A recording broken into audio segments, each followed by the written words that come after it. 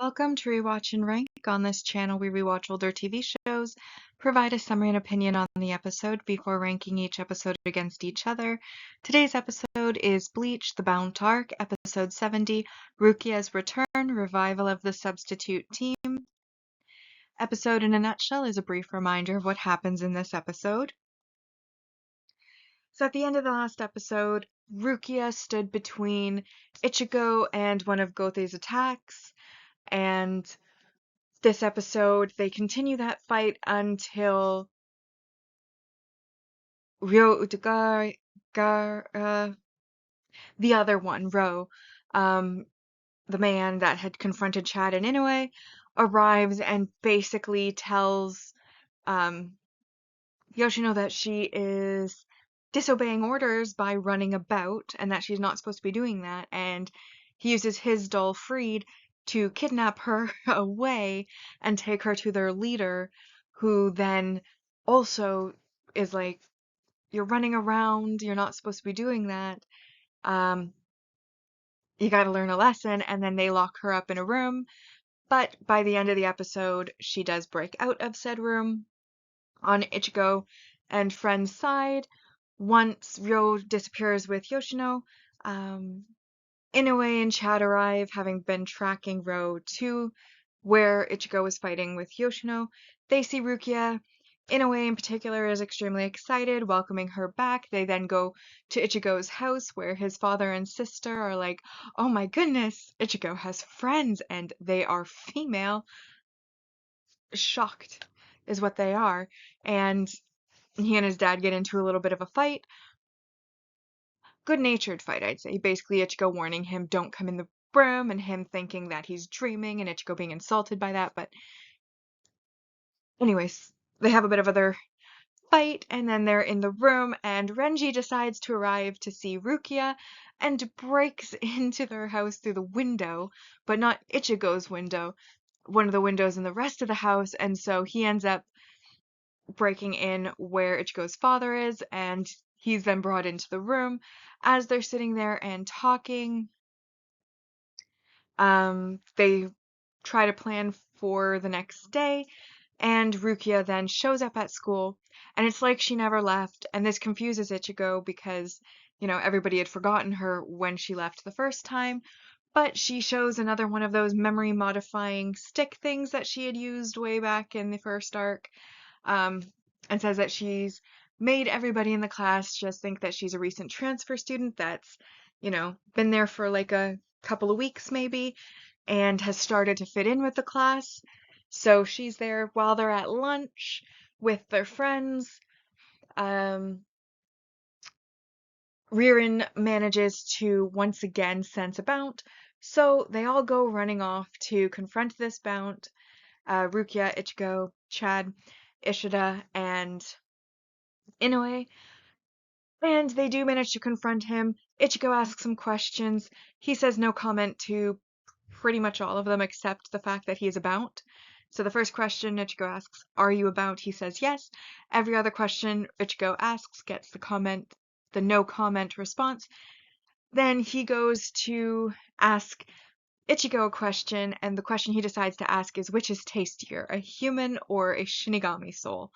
And this, of course, makes Ichigo hostile, and so Freed once again starts to attack.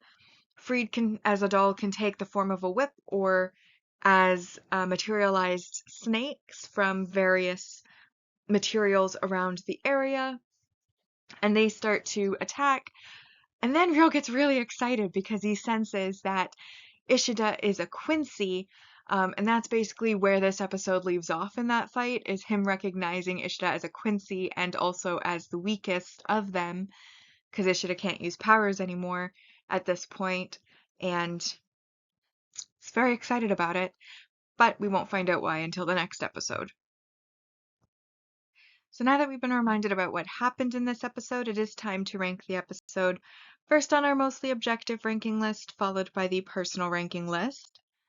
So first off, we have our single arc main character introduction, and that's Jin Kariya, who is the ultimate leader of these Bount.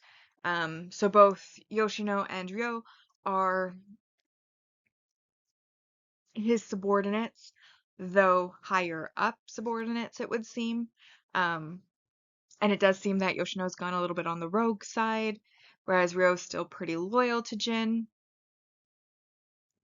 And that's worth 2 points. Then we have 2 points for the single arc main character growth.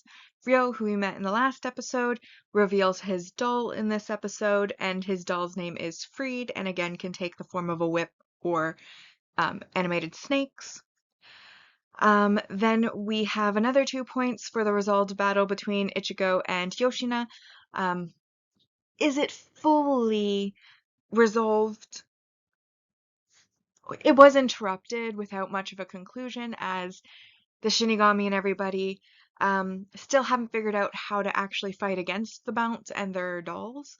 So that does leave them at a bit of a disadvantage. But the fight is ended when Ryo kidnaps Yoshina, so I'm still counting it as those 2 points. And then we have 3 points for multi-arc supporting character development.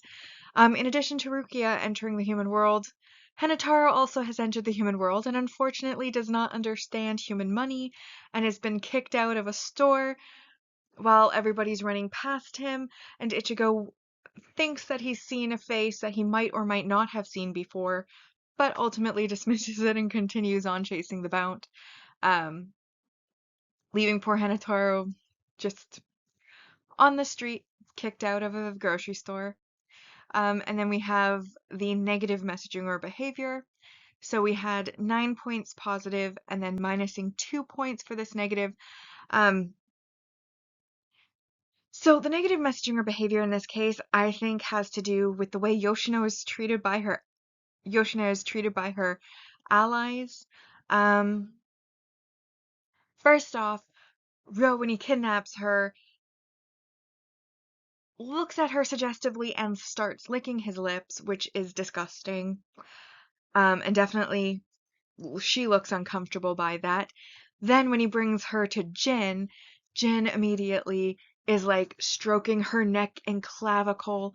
And again, she looks very uncomfortable by that. I would call that harassment. So I think that's very negative. And then, of course, after that, she gets imprisoned to be punished for going rogue and not wanting to stay with these clearly two perverted people. And I don't blame her. But yeah, I thought that that was very negative. So I took 2 points for it, which again leaves us with a 7 out of 10 for this episode.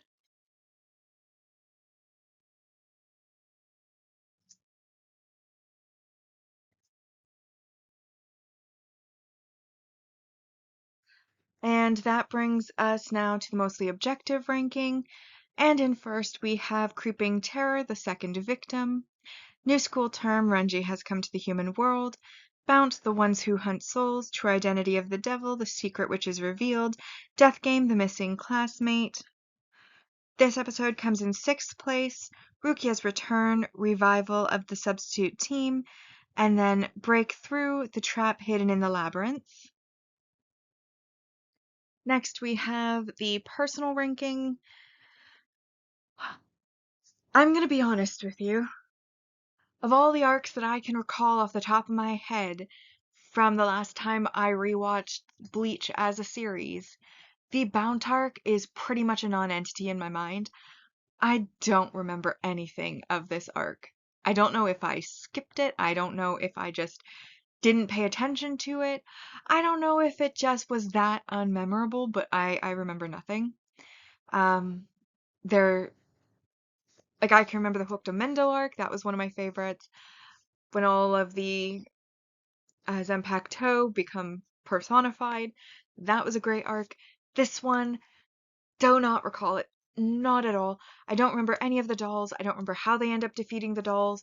I don't know anything. And honestly, I think it may just have been that unmemorable because we got the fight at the beginning start finishing up, Rio taking them away. We get, you know, more interaction between all of the Bount, yet another new Bount introduced. We Basically, the best part of this episode was the time that they spent at school and in Ichigo's room, reintroducing Rukia and having her reacclimatize to being with everybody. But the parts of the Bount were just like completely uninteresting, even though they were interesting. The dolls, like the weapons of the Bount, are interesting, but the Bount as characters, I don't know, they're just not compelling to me. And I think the arc as a whole probably isn't that compelling to me. So fair warning, I may not give very high scores. Um, I like the special effects of the dolls. That's what I said. I liked Rukia's return again. I said that. Don't really like the characters, don't really care about the Bount. I don't really find them compelling, and I should because vampires are what they're based off of, and I do think the concept is good. I just, for whatever reason, the execution of the concept just leaves me feeling meh about it all. And ultimately, because of that mehness, I decided to give it a 5 out of 10. Which leaves the personal ranking list so far: Bount, the ones who hunt souls; 2, Creeping Terror, the second victim; new school term, Renji has come to the human world; true identity of the devil, the secret which is revealed; break through, the trap hidden in the labyrinth; Death Game, the missing classmate; and then this episode is in last place for me so far: Rukia's return, revival of the substitute team, which again is also shocking to me because I really like Rukia and I was very glad about her return, but I think the impact of her return was really felt in the last episode rather than this one. And that brings us to the series ranking so far. On both lists, we have the same ranking. Soul Society the Rescue arc in first, Agent of the Shinigami arc in second, Soul Society the Sneak Entry arc in third, and then on the mostly objective ranking, the Bount arc is at 56 out of 280, and on the personal ranking, it's at 49 out of 280. But with that, we have now rewatched and ranked Bleach, the Bount arc, episode 70, Rukia's Return, Revival of the Substitute Team. Like and subscribe if you'd like to, and I'll see you in the next episode.